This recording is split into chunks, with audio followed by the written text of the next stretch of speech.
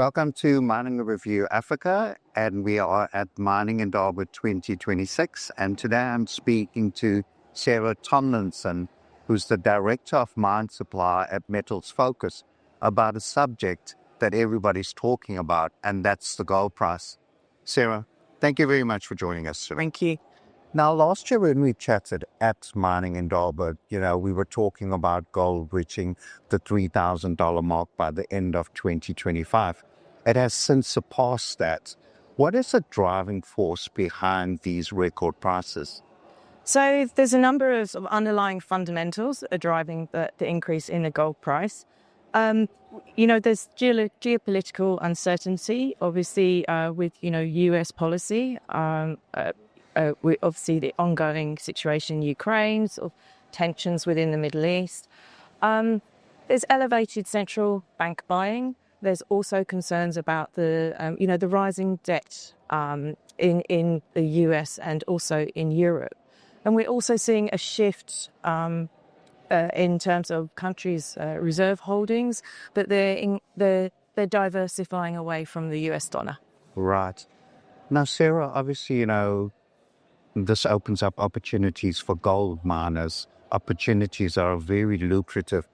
So how can the African mining sector take advantage of this price boom? So I think where we're seeing the mining sector benefit from this is actually if you're looking at the all-in sustaining cost margins, right, that they're receiving at the moment. So we've only got the data for Q3 from last year at the moment.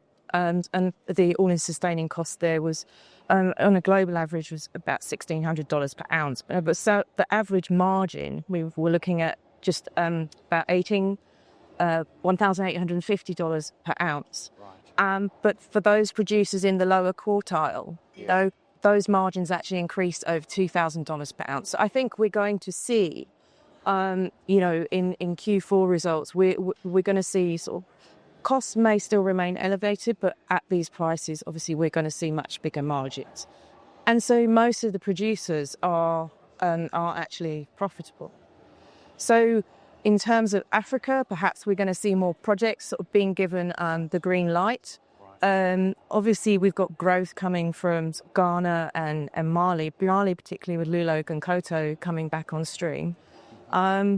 So yes, I think, we've seen a significant increase in ASM in Ghana, and I think we're going to see that sort of more broadly across the continent. Absolutely. One final question, Sarah.